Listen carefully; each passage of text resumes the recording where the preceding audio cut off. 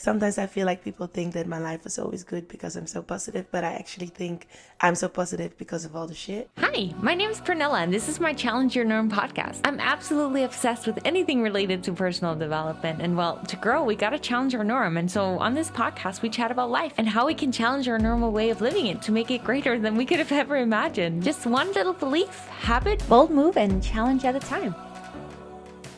Hello, my beautiful friends, and welcome back to another episode here on my Challenge Your Norm podcast. Today, I'm here with my friend Solange. Hi, guys. And I am excited for this chat because you have an energy to you, a self-worth, self-esteem, a belief in yourself that I want to know how has come about because it's something that I'm very inspired by. And I know you have a lot of wisdom when it comes to going after the things in life that you really want. You've written a book and have different programs that we also are going to get into. But first, actually, I want to share that last week I posted a podcast episode with Michael. Yes. And we did also the job with him, but we just completed the job Friday. Today's Monday morning. Yeah. And we've been working together for a little over 3 weeks. And it's been the best time. So good. And we've gotten to really connect and get to know each other. And you are a dancer. Yeah. And you are not from here. No, I'm actually from your side of the world. A little bit.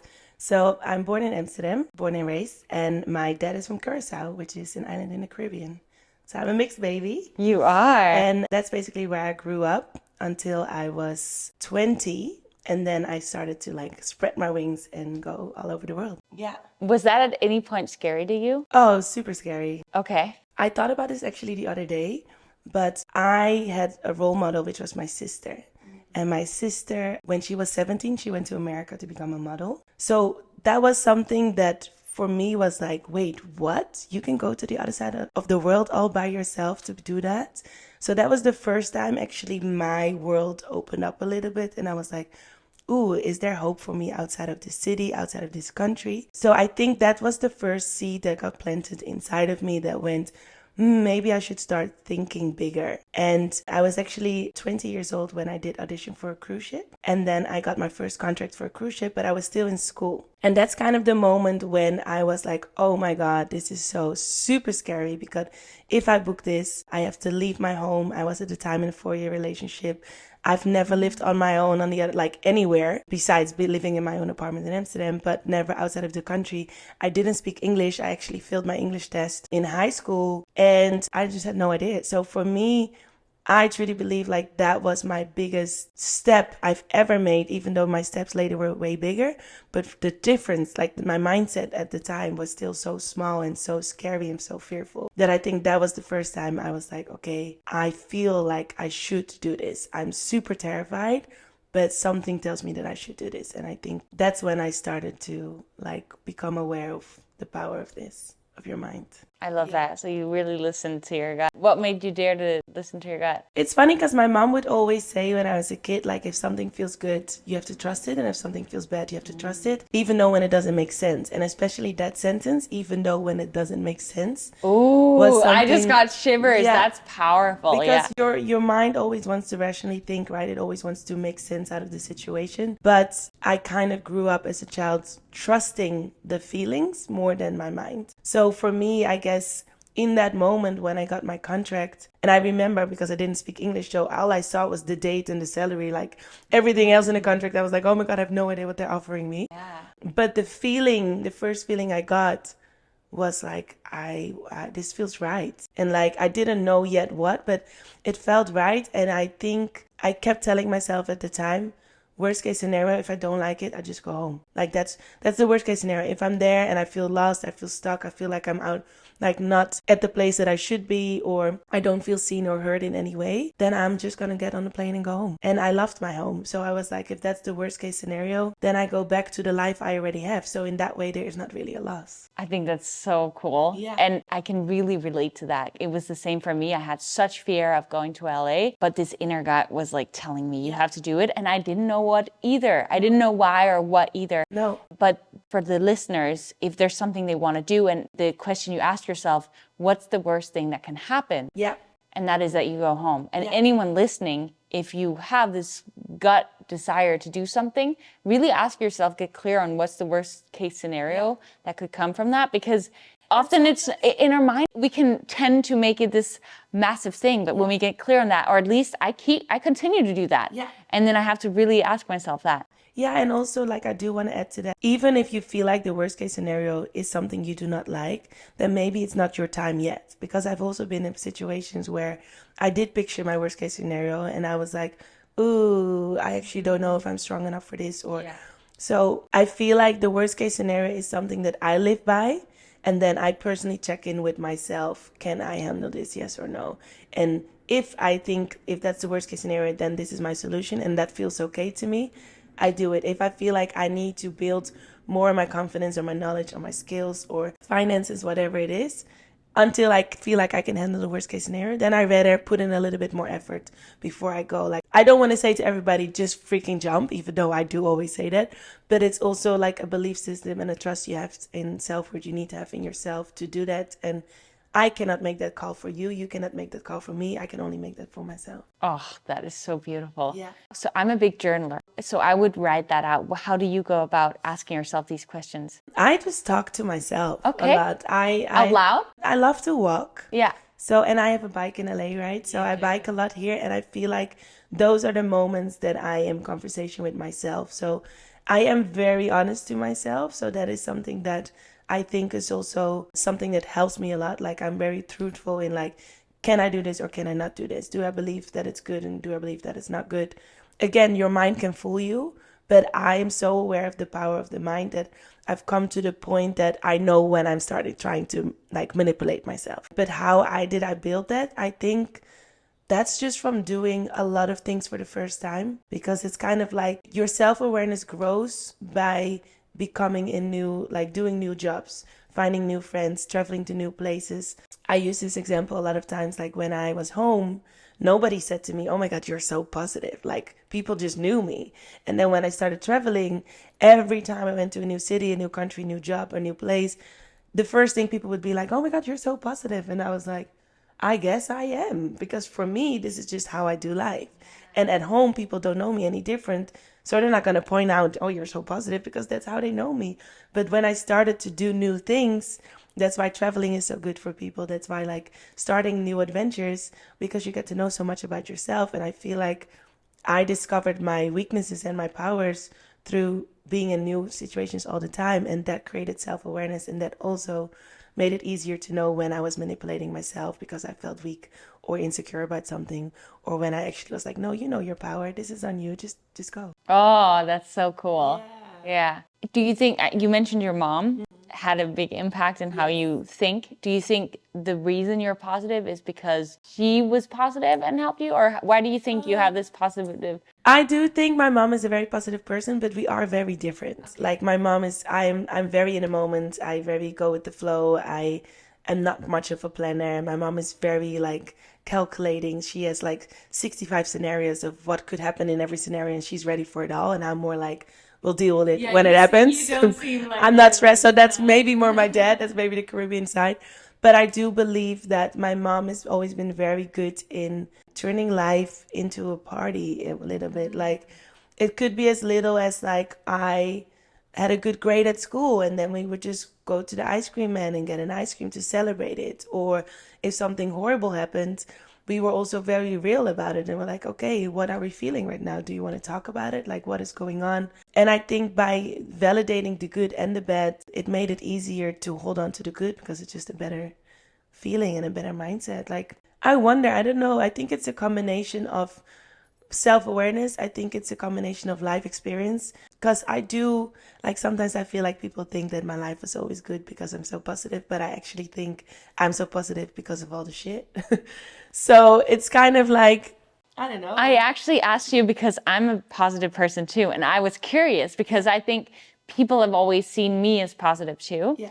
And I think that when I was a kid, it also had a lot to do with people pleasing and wanting to be liked by people. And so sometimes when I was younger, I don't think it always maybe was as authentic as I feel like it is now, because as I've gotten older and like you were talking about life experience and really understanding the power of the mind, making it an intentional inner choice to be positive in that shit. Yeah.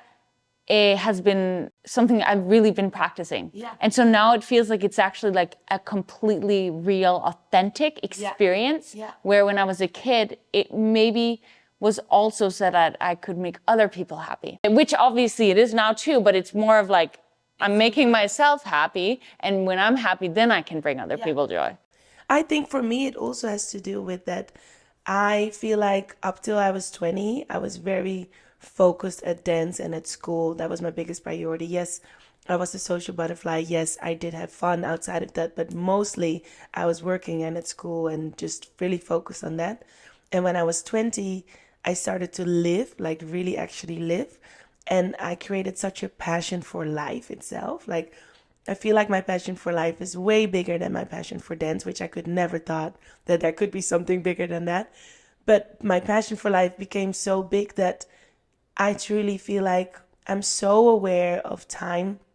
I'm so aware of how fragile life is that I'm so aware that I rather just want to feel good than not feel good, because I know there's so many things that are going to happen all the time that are not going to make me feel good just as a natural reaction, because that's just life too, that I just want to have the intention every day to make myself feel good as I can. And even if I'm in a chapter that things are not as good as I want to, or that everything is just very dark and insecure and fearful, because those chapters are there too, I just sit in it. I truly allow the feelings to do, because I'm not afraid of the darkness anymore. I'm not afraid of feeling sad. And actually, I have really learned that I rather, like, I'm a big crier. Like, I rather cry very intense, extremely have all the sad songs on and go through it and call my friends and cuddle up on the couch. I rather embrace that sadness or the bad things to the extreme, because that also makes me jump out really quick. Absolutely. I'm the same.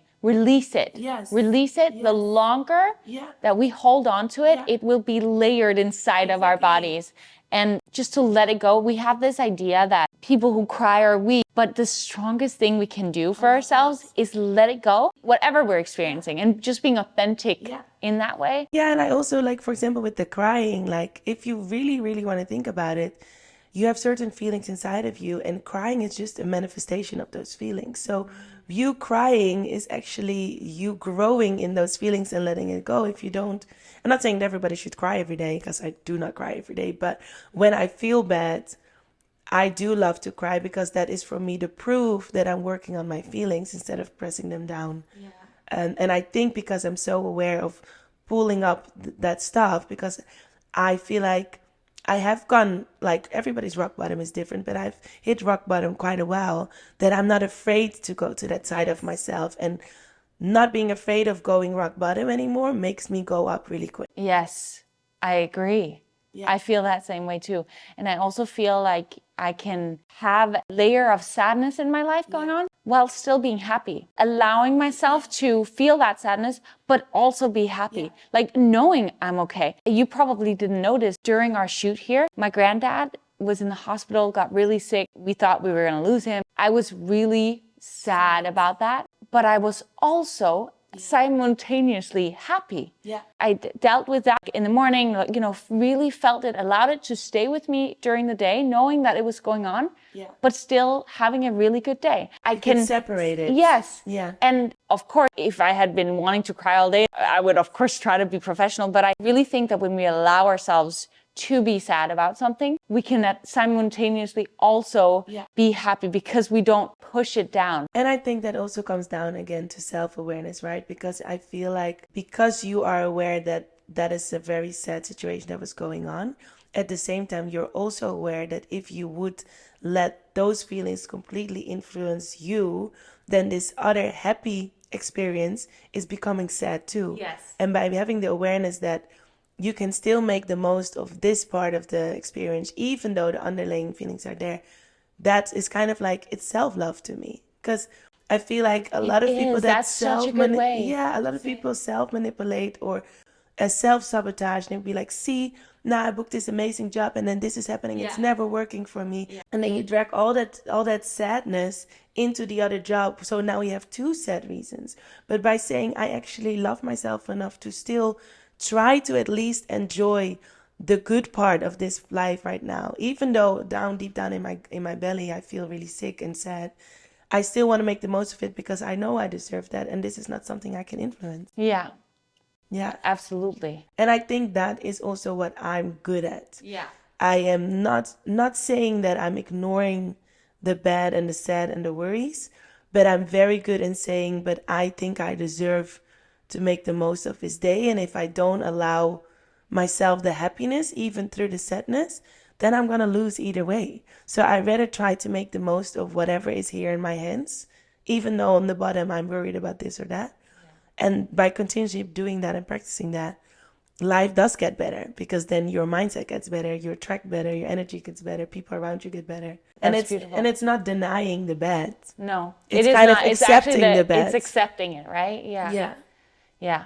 Wow. Powerful stuff. I want to go back to your journey. Yeah. We went on a whole... That's me. I love that. That's the best kind of conversations, is when you go all the way around. But you went on the cruise ship. Yes. And you danced. Yes. Best time of my life. Oh, yeah. It was awesome. Honestly. What happened from then there? So I was on a cruise ship, and I remember I had a director for a show, and another choreographer said, Solange, you truly are the best one in here. And the one of the best. Yeah. And I had this big smile on my face, right? Because of course it's a nice compliment. And then the director, who really loved me and like as a person, she didn't mean it in a bad way, but she said to me, being the best one in the room is never a good sign. Oh. And I was like, yes. Oh my God, that went in my heart, right? Yeah. And it was love, right? It was tough love for her, because she cared about me. Yeah. And she's done a lot for me. So she said that to me. And also being willing to let you go, knowing that you were the best, like that's for her a really good move. Yes. Right? Oh, it was the best move. Yeah. And she knows it. Yeah. Because she's actually the one that planted the seed. So I was living my best life, and I was on a high. And I do have to say, I like to, when I feel in my gut that I'm slowly going down the mountain, I like to leave. Because I needed to hear that right now. That's good. Because I feel like that is my cue to go to another level. And I feel like I was feeling that. Like I was loving the cruise ship life. But I did kind of at one point did all the shows I wanted to do. I went to other countries and places I wanted to go to. I was feeling it, but I didn't know what was next. Right. When a director made that comment to me, it planted a seed in my head that like maybe I should start thinking like what would be next for me. And I had no idea, because I knew deep down that my biggest dream was not dancing on a cruise ship. That kind of just happened to me. My dreams were, I want to go on tour with Beyonce. I want to work with big artists. I want to travel the world. I want to live in America. But how am I going to do this? So I guess I would say my next adventure was I moved to New York on a tourist visa. And for 2 years, on and off, I would go in for 3 months, leave, come back for 3 months, leave, come back for 3 months. That was kind of what I did too. Come back for 3 months, leave. I just got a 6 months visa, but it was the same for me. So funny, because I feel like our journey is pretty similar in that way. Yeah. So that was hard. That was a very hard time for me, because I felt like very alone in like this journey. I did have a good community there that I built, as in like friends and support system. But as the journey of discovering it, I felt like nobody understood what I was going through. Nobody was willing to help me the way I needed the help. Financially, it was hard because I couldn't really work in New York. Yeah, that was really tough. So basically that took me 2 years, and then my visa got approved. And then I found out that all the work I wanted was in LA. And people did tell me along the line a little bit, but I was like, no, it's going to be New York. I love New York. I didn't really like LA at the time. So then I completely I don't know. I had a realization moment of, damn, if I really want to do this now that I'm actually approved, I have to start all over again in another city. And talking about the worst case scenario that we spoke about earlier, in that moment, my worst case scenario, I was not ready for it, because New York took so much out of me, and it was so emotionally hard, also because of my personal life. It was such a horrible period emotionally, that I was like, no, I can't go to LA right now. Worst case scenario, I don't see myself being ready for it. So then I moved to Holland first. Okay. And then, or actually I went home for a little bit, but I moved to Germany because I got a job offer in Germany. And then for a little bit over a year, like 14 months, I lived in Germany, super random. While you had your work visa. While I had my work visa in America, where I worked so hard for. Yeah. And I didn't use it because it didn't feel right. I didn't feel strong to deal with any worst case scenario. Then I lived in Germany, and then basically after a year, that inner whisper came back of like, are you kidding me? Like, you worked so hard to achieve this, and you're just not using it, but this is your dream and this is what you want. And every time when I was visualizing my life, it was still pulling me to America. Yeah. But I just didn't feel ready, but it was still, the idea was still there. Do you think now looking back that it was fear that stopped you? Or do you think you No. actually just needed a little that. time? I Okay. needed that because it was in all areas, every area of life was very wobbly. Okay. So I needed that time to find my self-worth, to figure out who I am, what I want to do. Like it was kind of like a timeout, I guess. A timeout where I was still working, I was still dancing, I was close to home. So in the weekends, a lot of times I would take the train to go back to Amsterdam to be around my family and friends. And until the moment, I guess until I felt like myself again, I felt strong again, is when I was like, oh my God, I'd be silly if I don't go to LA. And I am very impulsive. So the moment I basically felt that feeling is when I booked my ticket. And yeah, I came to LA. And that is like 5 years ago. Wow. So Yeah. you're on your second visa now? I'm on my third visa. Third visa. Third visa, but just started. So like when I came back for the job, like this month was my third visa. And yeah, it's been nice because I really believe that when I came to LA, I felt so good about myself. I felt so sure about my move. I felt so sure about myself. My energy was vibrating high that I basically booked a world tour within 3 months. And at the time, Insane. That's I was not heard of. exactly, and everybody told me that, and I'm like, no, I worked hard for this, of course. Yeah. But only now, reflecting back, I'm like, oh shit, that was actually. Because there are thousands and thousands Yeah. of dancers who've been here for years. And for me at the time, I didn't know because I just came here with a mindset, I'm gonna work hard. Yeah. And I booked something, and I was like, of course, I worked hard for this. But only now I realize how the industry really is. And nobody knew me too. But sometimes ignorance is bliss. It is. And positive mindset and Yeah. confidence. Yes. Those three things can. Key. It's key. It is. I feel like a lot of the times when I've gotten something in life, it's been Yeah. the same. Yeah. And again, this is my belief system, but I believe my intuition is guiding me. Yes. So my intuition was telling me when not to go, and it was telling me when to go. And I do think I'm very in tune with my intuition. So my intuition brought me here back on time at the right time, and it worked out. So I do want to add to that if I would have gone 2 years earlier or 1 year earlier, things might have worked out horrible, and I would have gone home and have been bitter about it forever and said that that was never supposed to be my journey, even though it was. I just wasn't in tune with my intuition. Oh, thank you for sharing that, because I feel like both myself and everyone listening need to be reminded of how important it is to listen to our gut, and how we don't often know in the moment why that is. But when we listen to it, things will unfold. We're just, if anyone's like myself, impatient. Yeah. Impatient And in like wanting the goals and the things and the... I really believe, and that's also based on my life experiences, and therefore I have the belief system I have. I really believe that everybody on this world is made for success in whatever way success means to them. I believe that it is already mapped out. I actually believe that our life is already written on paper. And only when you follow your intuition, you are living the life you're supposed to live, and therefore you are meant for success. That doesn't mean you don't have bad experiences. I'm just saying that if you keep going and keep following and keep trusting, that you're going to reflect on things and realize, I needed this chapter to become this person so I could make this step. And therefore, I feel like the people that are holding on to a very dark place, or holding on to feeling like they're not lucky in life, or feeling like success is not for them, it's because they've lost being in tune with their intuition. Because if you do follow your intuition, I am convinced, because of my life experiences, if you keep going and following, you're gonna like win the lottery, and that is live your best life. I couldn't agree more. Yeah, it's hard because you go through chapters and you're like, it's okay to be like, why is this happening to me, and why is this so hard?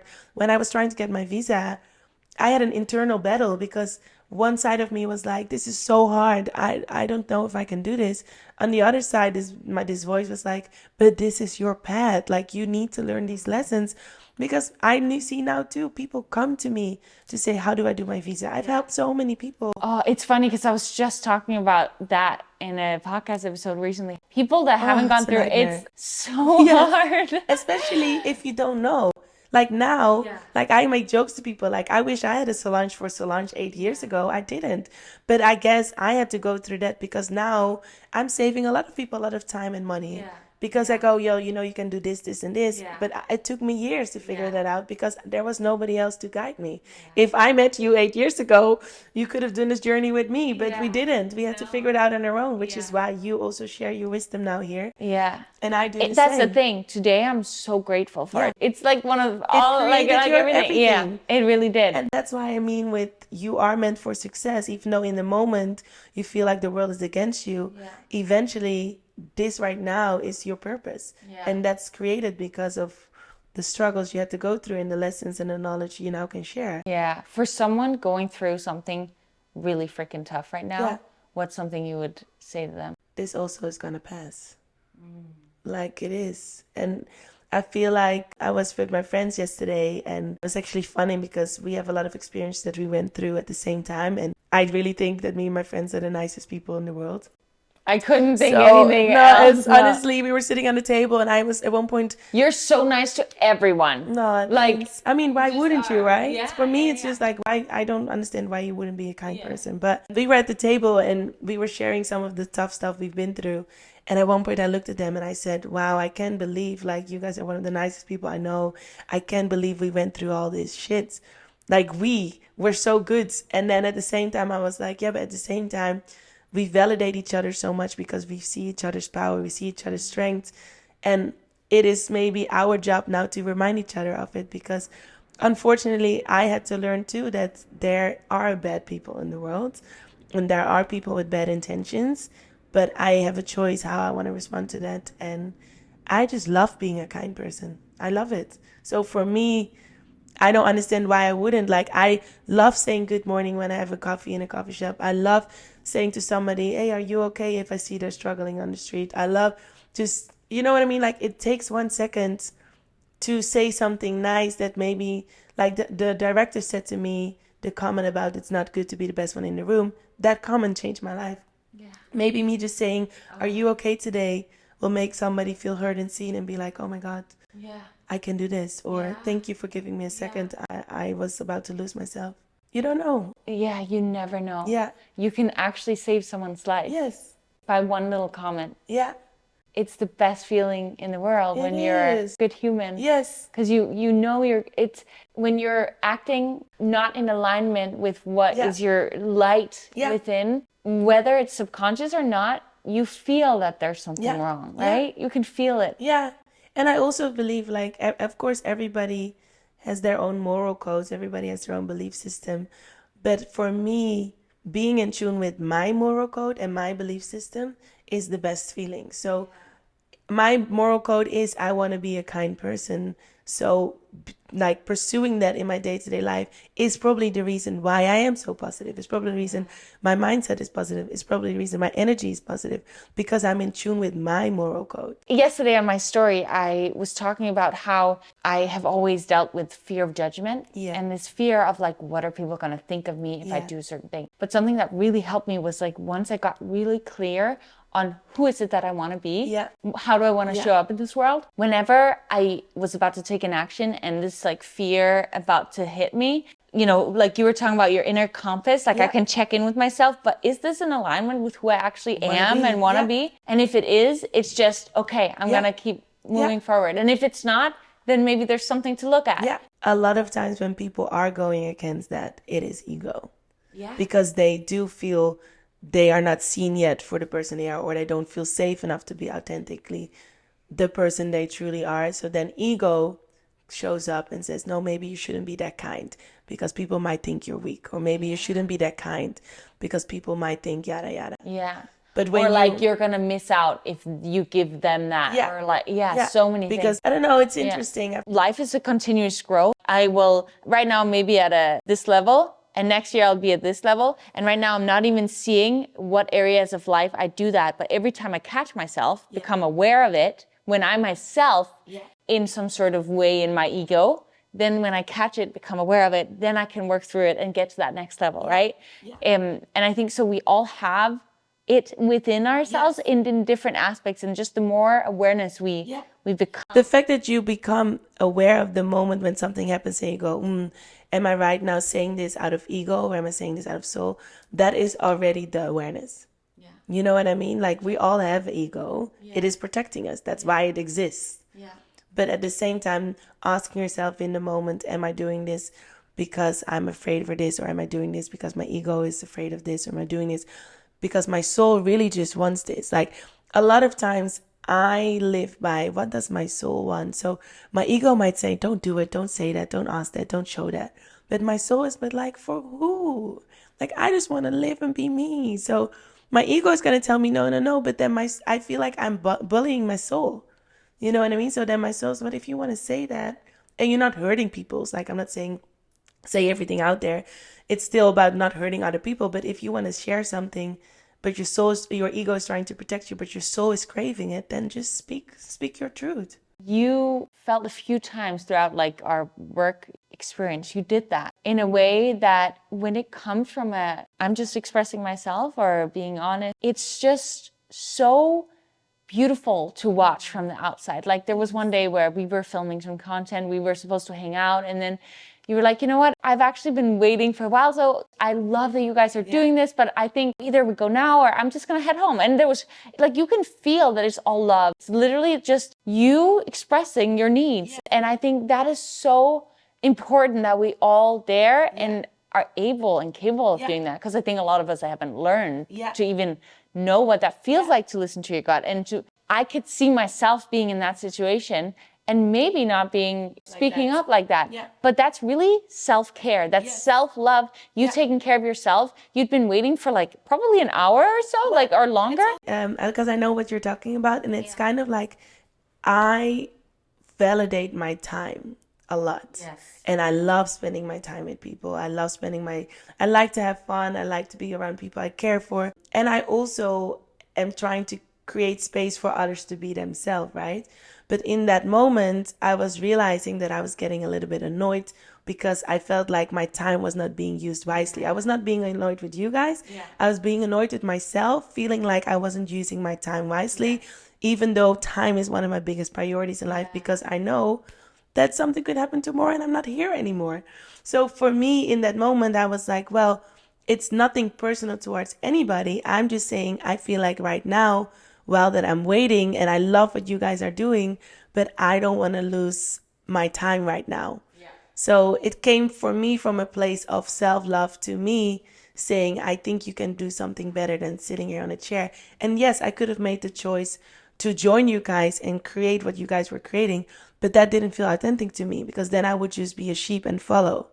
And then I would just create things that weren't coming from a real place for me, if that makes sense. 1000%. And for anyone listening who maybe also wants to work on this, like, we all can continuously work on it. If you get that feeling of, I'm feeling annoyed, or I'm getting angry, or I'm getting sad, like, really asking ourselves, why is that? And where is it coming from? And what do I need in this moment? And then when expressing yourself, learning from what you did, not doing it anything against anyone else, because really the people around you have no idea what you need, right? So it's just always coming from a place of love and acceptance and all of that, but just expressing yourself in a loving way of what you need. And being honest. And you guys also being honest. Because in that moment, I felt like it was a very honest conversation. Absolutely. It was a great conversation. It was a great conversation, but also there was no pointing fingers. It was just, if you tell me that's what you guys need, then the consequences are that I'm going home. If you guys tell me that you're okay not to, then we can create a new something. And I think all of us were pretty ready to go. So we all went and we had a great time. It's actually funny because a few people came to me after and said, oh, thanks for saying that, because I was ready to go. So it's everything is a learning lesson, but I just try as much as I respect others, I also try to respect myself in the moment. And the fact that I got annoyed, I don't really get annoyed a lot. So in that moment, I wasn't even annoyed with anybody. I was mostly annoyed with myself. Yeah. And For being annoyed. yeah. And I remember too Yeah.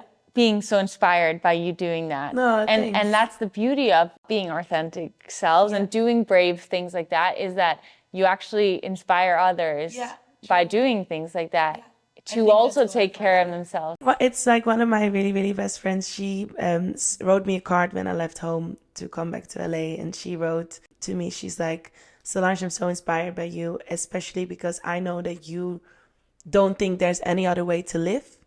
But for me, you are living the bravest life I can imagine. Oh, and it was such a beautiful compliment, because it is true. I felt that, because I was like, for me, there is no other way to live life besides becoming the bravest version of myself, the most authentic version of myself. And that is becoming who my intuition is telling me to be, even though a lot of times it doesn't make sense to me, even though a lot of times I don't even know what tomorrow is like, even though, you know what I mean? Like, a lot of times have no clue what pool I'm jumping into, but I do know that it feels like the right pool, and I'll figure it out. And hearing that from a friend who was like, I know that you know that there's no other way to live, but I look at you like I have a choice. I choose not to do that, maybe. Even though I know she does, but more in general, like a lot of people, I feel like they might not have a choice to follow their intuition, but in the end, I feel like I do have a choice, and the choice is that I don't have another choice than following my intuition. I'm just gonna let that soak in for the listener, because that is if we could all just increase our ability to do that just a little bit, the happiness and fulfillment we will feel in our life is so. And I think that's also like what you're doing is very, very beautiful, because I do really believe people need a role model. Like, there's no way you can start living that. Yeah. Like, there's no way really you can expand your mind and start thinking bigger if nobody showed you the way. And for me, I guess looking back, that was my sister, the first one that opened up my mind. And that allowed me to open up my mind and dream bigger. And then I met all these other role models that continuously inspired me. And it's weird to think that I know that right now I'm a role model for a lot of people too. Because at the same time, I'm just trying to live my life. But at the same time, you are inspiring so many people, because we kind of forget that. Even like now, for example, if somebody says, hey, you want to move to Hawaii? I'll be like, yeah, let's go. Well, 10 years ago, moving for the first time to the other side of the world was like, oh, this is the scariest thing I've ever done. And now, because I've done it a million times, it's like, oh, I'll move to Thailand. Where do you want to go? I'll move. You know what I mean? But that's because you sometimes forget all the growth you've had. So I do think that even your role models are continuously going to change, because you are growing and you are changing. But I guess to the listener, my advice would also be like, who is a role model to you, and what do they do, and how can they inspire you? And I know that you're definitely one, especially for other people that are listening now. But yeah, I feel like that is also part probably of stepping in your purpose. And you just being you just like, I'm so inspired by you and how you find content and creation in everything we do. Like, I was laughing when we were playing pool the other day, and like you missed it, and then you posted it and say, I don't even remember what your quote was, but I was like, damn, you're right. You find inspiration everywhere, and it's so cool. But a lot of people, they just needed that sentence maybe in the morning, and you made their day. And meanwhile, you were just trying to live your life and have fun. But you are aware of it, so you're able to mention it. And that is the lesson which can help so many people. And I think why we connected and decided to do this moment, or have this moment too, is because we see ourselves in each other. We see what we're doing. We see what we're creating. And I don't know. I don't want to rush anything in life. I truly believe in there's a flow in everything, and there's a timing for everything. But I am very aware that the life that I chose to live, even though I don't really feel like it's a choice, because again, I feel like it's mapped out, but the life that I'm trying to live, that's been chosen for me, it has a reason. And I think the reason is probably to help a lot of people expand their minds and believe in themselves too, because that's been my biggest journey. Oh, absolutely. Yeah. I feel like you're someone who just shares their light wherever you go. Like, you just light up a room when you walk in. And even that, like, is something that I had to become aware of, because again, I'm always with myself. My energy is mine. And I'm proud of it, but at the same time, I don't know any different. I don't know. I couldn't imagine not having the energy I have. So I've only become aware of it because my energy is so strong that when I don't feel good, it's also very strong. And that's when I started to realize in moments that I don't feel good, how big the effect was on other people. Because when it's good, people are around it, but you're not really aware of it because everybody's just happy and whatever. But when I wasn't good, I suddenly realized that nobody else in the room would pick up the room. And that's when I became aware of my light, because I was like, oh damn, like I guess I do set the tone. Because if I set the tone wrong, I don't really see anybody else picking up the room right now. So even that self-awareness made me aware of my power, but I had to do that by being in a bad space first again, and then figuring out, oh my God, I'm even more aware now of my light. So now I have more reason to spread it too, because if the effect is so big, I rather have a positive response than a negative response. Oh, I love that. And I know that you do it both for yourself and for others. Like there's a bunch of, and also just because it's authentic to you. Yeah. But for anyone listening who has this like fear of being themselves and stuff, sharing whatever light they have because they're afraid of whatever judgments or failure or whatever could be in their way. I think what you shared here is such an inspiration that maybe if you stop thinking about yourself in that moment and think of how you can impact others by being the consequences that way. Yeah. I'm not saying completely stop thinking about yourself, because I also don't want people to feel like they have to deny their own feelings. But it's more about be aware too of the consequences of you and yourself. So I don't know really how to word this the right way, but it's more like if you don't feel good, then maybe decide to take care of yourself at home instead of going to a party that you kind of didn't feel like going and then being miserable in there, and then the whole party has that influence. Like, I'm a big person that, like, I love to go out, I love to celebrate life, but I also tell my friends, if I don't feel like it, don't try to convince me, because everybody's gonna feel that I don't want to be there. So then just let me be home, let me sit in my moment, let me go through it by myself or with the people I care for, because I do validate sharing moments, even the bad, with the people I love. But then let me just be that person and come out when I feel good again.